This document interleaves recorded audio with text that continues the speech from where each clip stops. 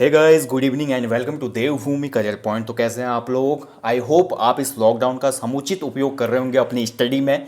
तो देखिए दोस्तों, आपने देखा होगा अमूमन देवभूमि करियर पॉइंट का जो कम्युनिटी टैब है, वहां पर मैं उत्तराखंड सामान्य अध्ययन एवं सामान्य हिंदी के कुछ प्रश्न हमेशा डालते रहता हूं, जिसमें आप लोग वोटिंग करते हैं। तो बहुत से स्टूडेंट का मेरे को फेसबुक पेज पे मैसेज आते हैं कि आप यहाँ पे एक प्रश्न तो देते हैं, लेकिन उसके बाद इसका करेक्ट आंसर नहीं देते, क्योंकि काफ़ी लोगों को आंसर पता नहीं होता।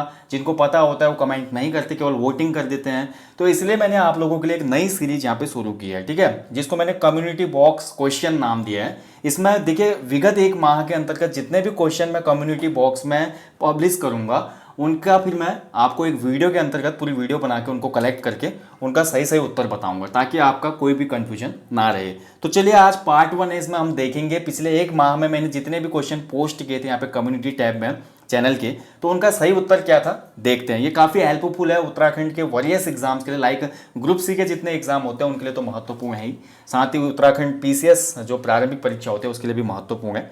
तो चलिए देखते हैं। इसमें पहला क्वेश्चन देखिए, किस वर्ष कुमाऊं केसरी बद्रीदत्त पांडे जी ने कुमाऊं का इतिहास पुस्तक लिखी थी? तो देखिए, इसमें आपने वोटिंग की है, ठीक है। 1921 को यहाँ पे सबसे ज्यादा वोटिंग मिली है दोस्तों, लेकिन ये उत्तर गलत है दोस्तों, ठीक है। इसका राइट आंसर है ऑप्शन डी, 1937। देखिए, बद्रीदत्त पांडे जी ने कुमाऊं का इतिहास जो पुस्तक जेल में लिखी थी दोस्तों, 5 साल तक उन्होंने राइटिंग की और उसके बाद इस पुस्तक को लिखा था, ठीक है। तो 1937 में कंप्लीट हुई थी ये बुक। तो आंसर हो जाएगा 1937। तो जिन लोगों ने 1937 यहाँ पे पोलिंग में 1937 क्लिक किया था, वो लोग बिल्कुल सही है।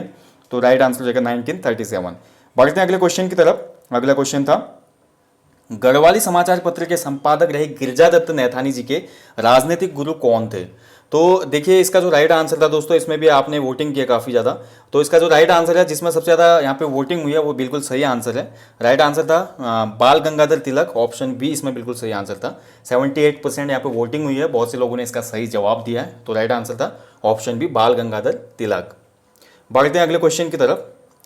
अगला क्वेश्चन था, देखिए, निम्न में से किस साहित्यकार के बचपन का नाम बाबू साहब था? ठीक है, तो बहुत ही अच्छा क्वेश्चन था ये। देखिए, अभी मैंने आपको सामान्य हिंदी की कवि परिचय वाली ई बुक यहाँ पे लॉन्च की है, जिसमें हमने जितने भी उत्तराखंड अधीनस्थ सेवा चयन आयोग ने सिलेबस में रखे हैं, गद्य खंड में और पद्य खंड में जितने भी कवि साहित्यकार हैं, उन पे वो पूरी बुक बनाई गई है। तो अभी तक आपने नहीं ली है तो जरूर लीजिएगा। लिंक जो है डिस्क्रिप्शन बॉक्स में है, सामान्य हिंदी कवि परिचय। उसमें आपको ऐसे ही महत्वपूर्ण पॉइंट देखने को मिलेंगे जो कि यूपी ट्रिपल एस से अपने एग्जाम में पूछता है। तो बचपन का नाम बाबू साहब था इनमें से गजानन माधव मुक्तिबोध, यानी कि ऑप्शन ए जिसमें सबसे ज्यादा वोटिंग हुई है वो बिल्कुल सही है, गजानन माधव मुक्तिबोध। बढ़ते हैं अगले क्वेश्चन की तरफ। अगला क्वेश्चन था, देखिए, यहाँ पे राज्य में महादेवी वर्मा से संबंधित मीरा मंदिर नामक बंगला किस जनपद में स्थित है? अच्छा क्वेश्चन था। तो आपको पता होना चाहिए, महादेवी वर्मा का यहाँ पे मीरा कॉटेज नाम से या मीरा मंदिर नाम से एक बंगला है, जो कि स्थित है कहाँ पे? अल्मोड़ा, नैनीताल जनपद में, ठीक है। ऑप्शन बी इसमें सही आंसर था, नैनीताल में स्थित है दोस्तों, ये रामगढ़ में, ठीक है। कहाँ पे है? रामगढ़, नैनीताल में।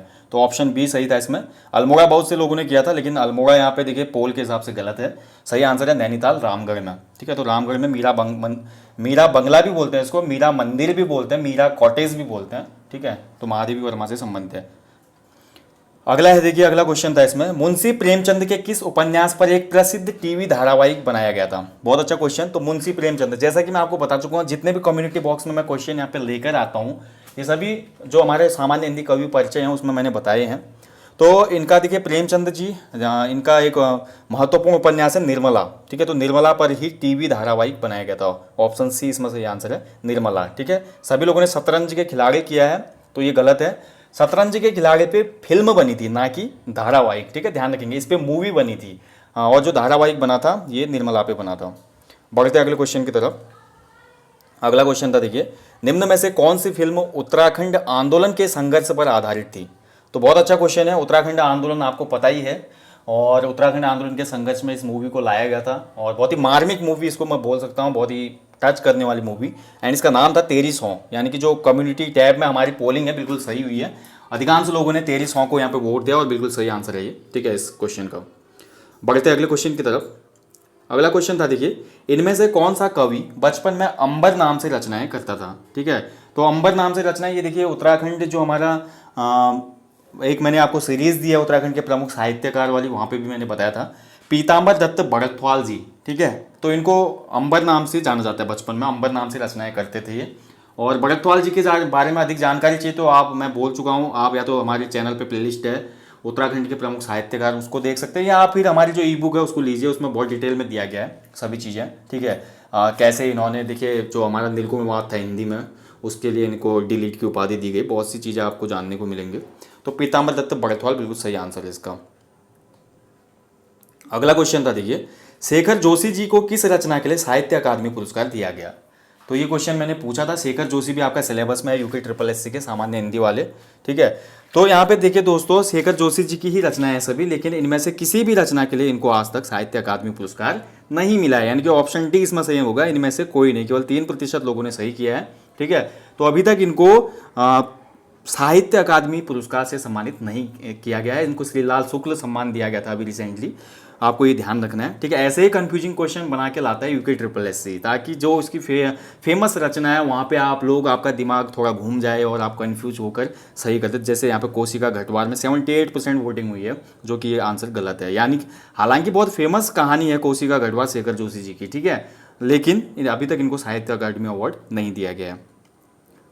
अगला क्वेश्चन था, देखिए फादर ऑफ मसूरी के नाम से प्रसिद्ध व्यक्ति जॉन मैकिनन किस देश का मूल निवासी था? ठीक है, तो जॉन मैकिनन बहुत ही फेमस एक पर्सन था, मसूरी को बसाने में बहुत इसका श्रेय रहा, और इसका जो बोल सकते हैं नेटिव प्लेस था वो था आयरलैंड। ठीक है, ऑप्शन ए इसका सही आंसर था। बहुत कम लोगों ने इसका भी सही आंसर दिया, 12%, अधिकतर लोग स्कॉटलैंड के साथ गए हैं, जो कि गलत है। ठीक है, आयरलैंड का निवासी था father of Mussoorie John Mackinnon, ध्यान रखेंगे दोस्तों। नेक्स्ट क्वेश्चन था, देखिए 1932 में आयोजित कुमाऊं युवक सम्मेलन की अध्यक्षता निम्न में से किस व्यक्ति ने की थी? तो 1932 में आयोजित हुआ था कुमाऊं युवक सम्मेलन, और इसकी अध्यक्षता की थी ऑप्शन डी इंद्र सिंह नयाल जी ने, यानी कि ऑप्शन डी इसमें सही था। 11% लोगों ने वोट किया है, लेकिन ज़्यादातर लोग गोविंद वल्लभ पंत के साथ गए हैं, जो कि गलत है। सही आंसर है ऑप्शन डी इंद्र सिंह नयाल ने। ठीक है, अगले क्वेश्चन की तरफ बढ़ते हैं दोस्तों। अगला क्वेश्चन देखिए, कत्यूर क्षेत्र में बागान विकसित करने वाला व्यक्ति कौन था? तो जिन्होंने देखिए मेरी सीरीज देखी है उत्तराखंड जी के, जो वन लाइनर सीरीज चलते, जिसके भाग 121 तक हो चुके हैं आज तक। ठीक है, उत्तराखंड सामान्य ज्ञान वन लाइनर सीरीज, वहां पे मैंने बताया हुआ है। साथ ही जो ब्रिटिश कुमाऊं गढ़वाल कोर्स दिया था मैंने फॉरेस्ट गार्ड एग्जाम से पहले, आपको वहां पे भी बताया हुआ है। कत्यूर क्षेत्र में बागान जो विकसित किए थे वो हेनरी रैमजे ने किए थे, यानी कि इसका सही आंसर हो जाएगा ऑप्शन बी इसका सही आंसर है, हेनरी रैमजे। ठीक है, बहुत लोगों ने सही उत्तर दिया है, जो ऑडियंस पोल है बिल्कुल सही है 80%, तो हेनरी रैमजे।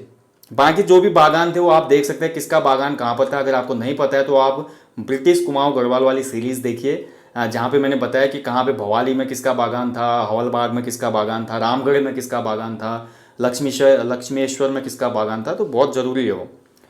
और फिर आ जाते हैं आज के क्वेश्चन में, जो आज का कम्युनिटी टैब में मैंने क्वेश्चन पूछा था, गढ़वाल चित्रकला शैली का अंतिम ख्याति प्राप्त चित्रकार कौन था? ये आज ही मैंने पूछा था आपसे कम्युनिटी टैब में कि गढ़वाल चित्रकला शैली का अंतिम, ध्यान रखेंगे यहाँ पे अंतिम पूछा गया है, ना कि महान पूछा गया है।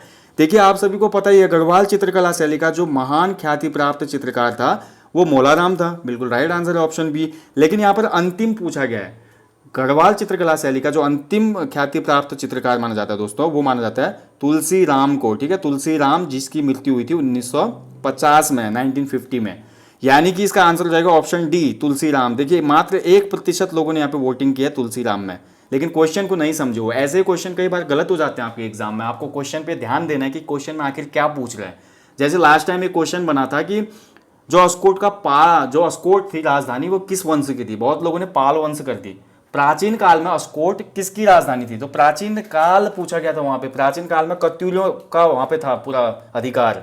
अगर वहीं पे क्वेश्चन रिफ्लेक्ट होता कि आधुनिक काल में किसकी राजधानी थी अस्कोट, तब जाके आप पाल वंश के साथ जाते। तो अधिकांश लगभग 99% लोगों ने पाल वंश किया था उसमें, और वो क्वेश्चन सबका गलत हुआ था। ठीक है, तो गढ़वाल चित्रकला शैली का अंतिम ख्याति प्राप्त चित्रकार कौन था? Tulsi Ram, option D.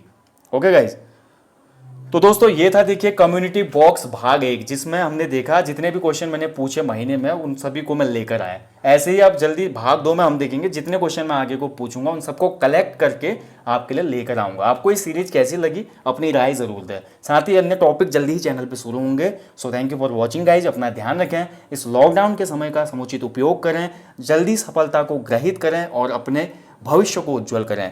धन्यवाद, अपना ध्यान रखें। जय हिंद, जय उत्तराखंड।